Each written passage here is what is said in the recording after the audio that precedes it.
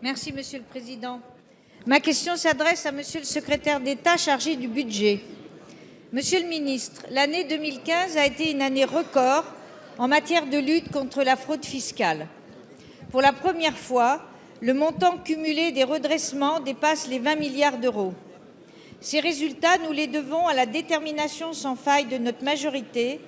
C'est la raison pour laquelle, à travers plusieurs lois et règlements, nous avons adopté plus de 70 mesures pour lutter contre les formes de fraude. La quasi-totalité de nos concitoyens et des entreprises opérant en France s'acquittent de leurs obligations. Ils contribuent par leur effort au redressement des finances publiques engagé et réussi par notre majorité. En effet, pour la 4e année consécutive, le déficit public a été réduit dans notre pays. Il sera même inférieur à la cible des 3,8% initialement fixée.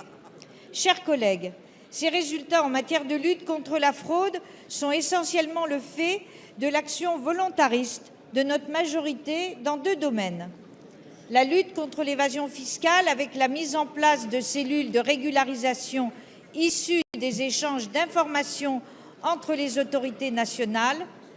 Deuxièmement, la lutte contre l'optimisation fiscale des multinationales qui va encore s'intensifier suite à la dernière initiative de la Commission européenne en la matière. Demain, les efforts en matière de lutte contre la fraude à la TVA seront également intensifiés.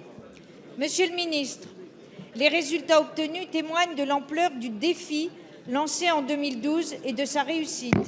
Quel bilan faites-vous des chiffres annoncés la semaine dernière par votre ministère? Merci. La parole est à Monsieur Christian Eckert, secrétaire d'État chargé du budget. Merci, Monsieur le Président, Mesdames, Messieurs les députés, Madame la députée Catherine Quéré. Le montant des droits et pénalités redressés en 2015 s'élève à 21,2 milliards d'euros. C'est 1,9 milliard de plus que l'an dernier, contre une moyenne de 16 milliards d'euros sous la précédente mandature. Cette amélioration s'étend aux encaissements, plus de 12 milliards d'euros. 12 milliards d'euros, c'est le montant que le seul ministère de l'Intérieur consacre à la sécurité des Français. Le bilan que j'en tire, Madame la députée, c'est que ces résultats ne sont pas le fruit du hasard. Je veux remercier le Parlement de son soutien dans l'adoption de mesures législatives qui ont permis et qui permettent à notre administration de mieux travailler. C'est une des raisons de ce bon résultat.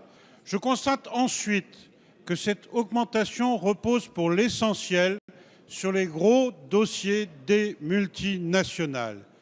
Ce n'est pas parce que nous respectons le secret fiscal que nous laissons passer des pratiques d'optimisation abusive de la part de ces entreprises. Les 5 plus gros redressements représentent en 2015 à eux seuls 3,3 milliards d'euros de droits et pénalités. Avec le développement de l'assistance administrative qui aujourd'hui fonctionne à l'international et qui demain sera systématique, nous pouvons aujourd'hui repérer et imposer, quand ils doivent l'être, les flux financiers. Pour finir, Madame la députée, ces bons résultats ne doivent pas faire régresser notre ambition de faire encore mieux. De nouveaux défis s'offrent à nous sur la lutte contre la fraude à la TVA, vous l'avez dit, et pour tenir compte du développement de l'économie collaborative, quand un bénéfice y est réalisé, il ne doit pas prendre sa part. Merci, Monsieur le ministre. La parole est à Monsieur Éric Stroman. Merci.